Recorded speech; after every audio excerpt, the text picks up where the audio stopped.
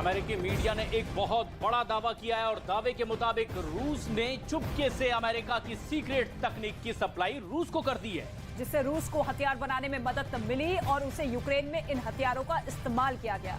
मतलब रूस के हथियार में अमेरिका की चिप काम कर रही है। ऐसे ही कई अमेरिकी कंपनियां हैं जिनके बारे में दावा किया गया है कि इन कंपनियों से युद्ध शुरू होने के बाद भी रूस तक सेमीकंडक्टर पहुंचते रहे और रूस के हथियार में इस्तेमाल होते रहे।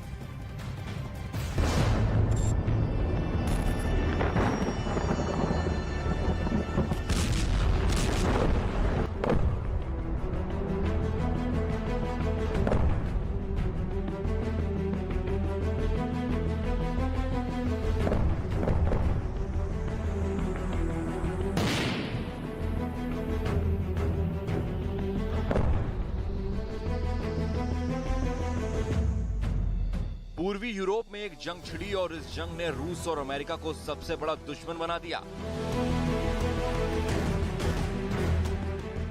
जंग से पहले पुतिन और बाइडेन जिनेवा में मिले थे। बर्फीले स्विट्जरलैंड की हवा में लगा कि थोड़ी गर्मी आई, लेकिन दोनों देशों के रिश्तों के बीच जमी बर्फ उसके बाद कभी नहीं पिघली।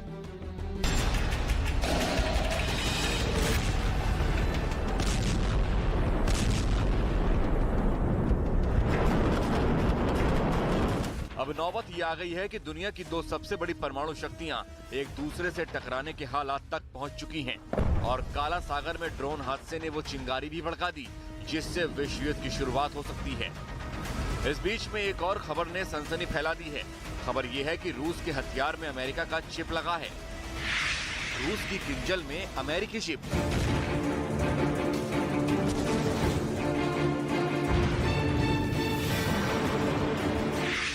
मॉस्को के टैंक में यूएस का सेमीकंडक्टर।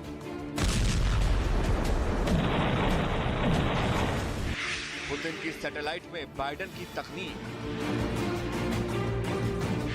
क्रेमलिन का फाइटर, व्हाइट हाउस का गार्ड।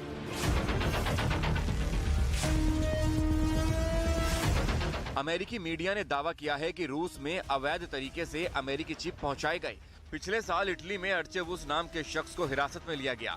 अर्चेवुस इटालियन होटल से जुड़ा रूसी व्यापारी है। रूस में अर्चेवुस को रियल एस्टेट का कारोबारी मानते हैं।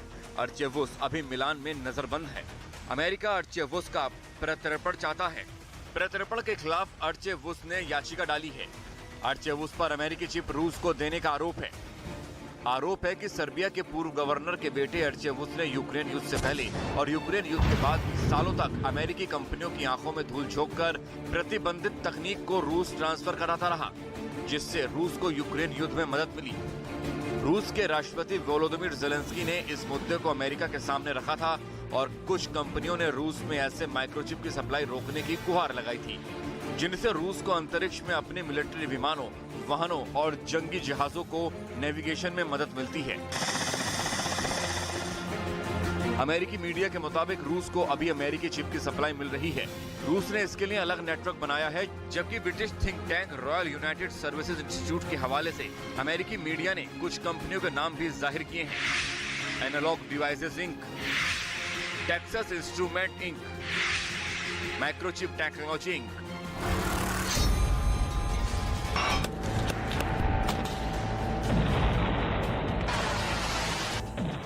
आरोप है कि ये वो कंपनियां हैं जिनके चिप दुनिया में दूसरे देशों के जरिए रूस तक पहुंच रहे हैं और वही चिप रूस के हथियारों में इस्तेमाल हो रहे हैं, जिनसे रूस यूक्रेन पर ताबड़तोड़ हमलों को अंजाम दे रहा है।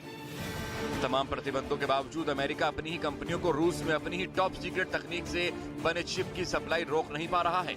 अभी तक अमेरिका उस आरोप को हासिल नहीं कर सका है जो नेटो देश इटली के कब्जे में है और जिस पर आरोप है कि उसने सालों तक रूस को अमेरिकी चिप सप्लाई की, जिससे मॉस्को ने कीव पर हमले के लिए हथियार तैयार किए। कहने का मतलब, अगर ये रिपोर्ट सही है और आरोप सही हैं, तो यूक्रेन में ज़ेलेंस्की की ओर से अमेरिकी हथियार तो इस्तेमाल हो ही रहे हैं, रूस की ओर से भी इस्तेमाल होने वाले हथियारों में भी अमेरिकी तकनीक है। यानी महायुद्ध अमेरिका ही अमेरिका से लड़ रहा है, वो भी रूस से एक जंग हार कर।